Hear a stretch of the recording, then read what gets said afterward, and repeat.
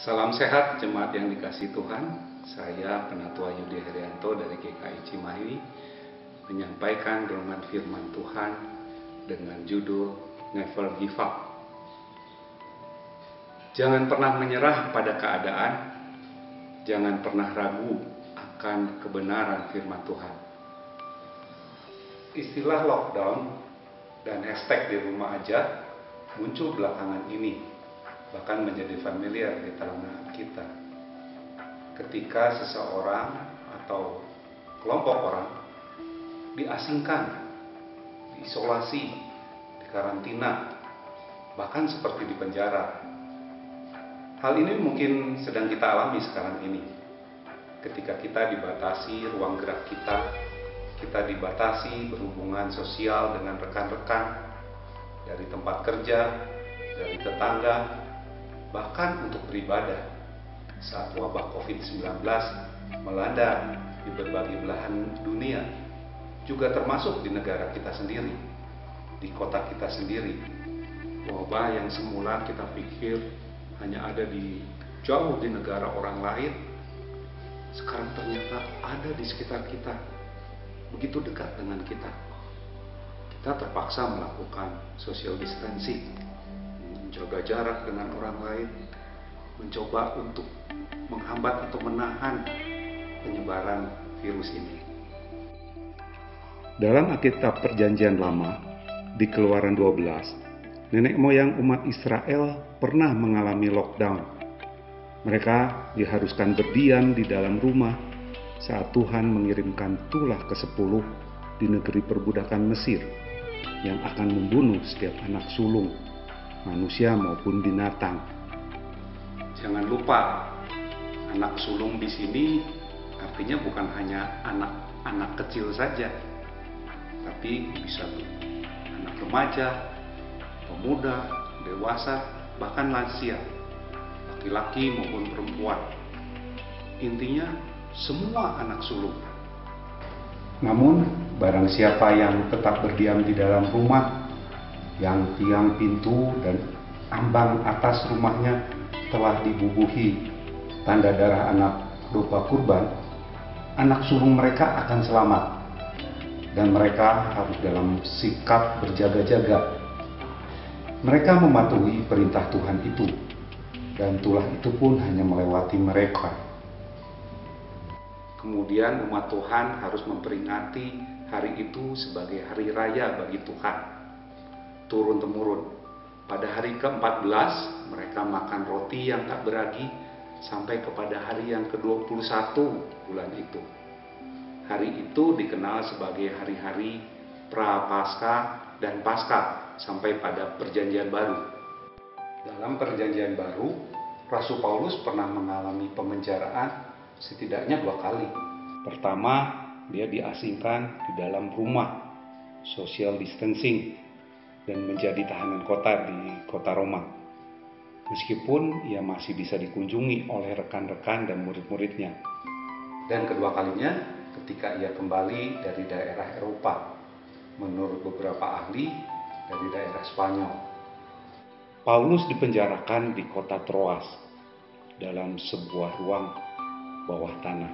Penjara bawah tanah ini tidak seperti yang kita bayangkan sebelumnya, yang mungkin kita pikir ada jeruji besi dan ada jendelanya, ada penjaganya, ada obor penerangan, bahkan dalam sel yang dihuni oleh beberapa orang tahanan. Tidak seperti itu ternyata. Dungeon prison dalam bahasa Inggris yang dihuni oleh Rasul Paulus di Roma ini adalah tempat yang benar-benar tertutup. Pintu masuknya hanyalah sebuah lubang yang sempit di bawah tanah, yang hanya bisa dimasuki satu orang saja, diturunkan dengan bantuan tali. Semua dindingnya tertutup rapat oleh batu, tanpa jendela, seperti bunker tanpa pintu. Pengap dan bau karena tidak ada cahaya yang cukup. Tidak ada komunikasi dengan orang lain, hanya ia sendiri. Hanya dari lubang di langit-langit ruang penjara inilah Paulus mendapat pasokan makanan dari luar. Dan hanya dari lubang kecil itulah ia bisa melihat cahaya. Kita tahu sejarah dan latar belakang seorang Paulus. Sebagai seorang ahli kitab suci, Saulus yang memimpin penganiayaan terhadap umat Tuhan di Yerusalem, dan ialah sendiri yang mengizinkan orang-orang untuk membunuh dan memenjarakan para pengikut Kristus. Salah satu korbannya adalah Stefanus, yang bisa kita baca dalam Kisah Para Rasul 7 ayat 54 sampai 60. Perjumpaannya dengan Yesus secara pribadi di tengah perjalanan ke kota Damsyik, ia ditemui oleh Tuhan dalam rupa cahaya yang menyebabkan ia buta. Ia mengalami lockdown, terkekang dalam kebutaannya selama 3 hari, dan kemudian dipulihkan Tuhan melalui pertolongan hamba Tuhan bernama Ananias. Seketika itulah ia menjadi saksi Kristus dan bersaksi bahwa Yesus adalah anak Allah, dan bahkan dia diangkat dan disebut sebagai seorang rasul, sebagai murid Kristus selain dari 11 murid langsung dari Yesus yang lainnya.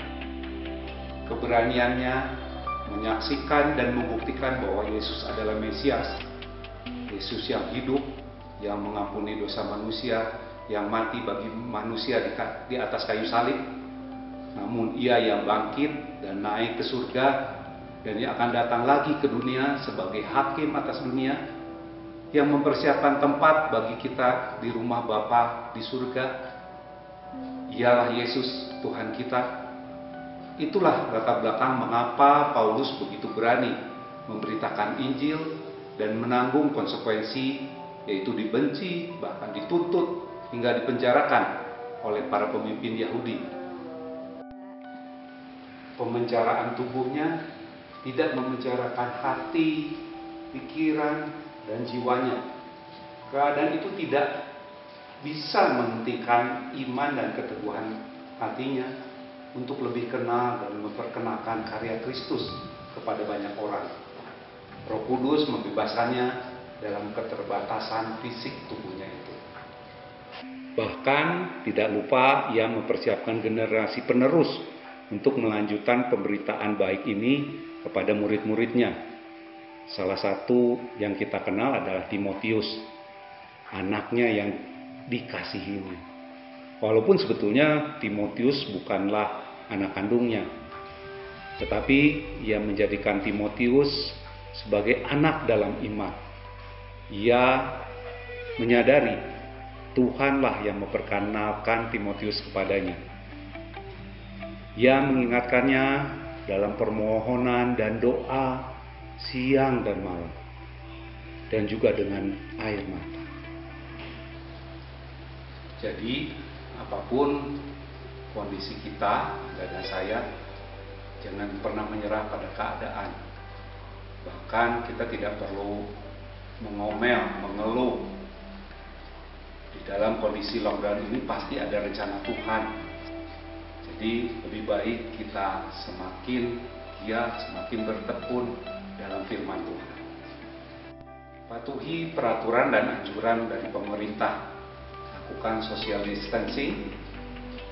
Meskipun dalam kondisi lockdown, bukan berarti kita tidak bisa melakukan apa-apa kan. Seperti Paulus yang bahkan lebih produktif menulis surat-surat pengajarannya. Banyak waktu untuk berdoa, mendalami firman Tuhan. Saat ini beberapa dari kita pun masih bisa bekerja dari rumah. Kita malah punya lebih banyak waktu untuk lebih mengerahkan diri dengan keluarga. Kita punya waktu untuk membaca buku, membereskan perabot rumah tangga, dan tentunya banyak hal lain yang bermanfaat bisa kita lakukan saat ini. Demikian renungan kali ini. Tuhan Yesus memberkati.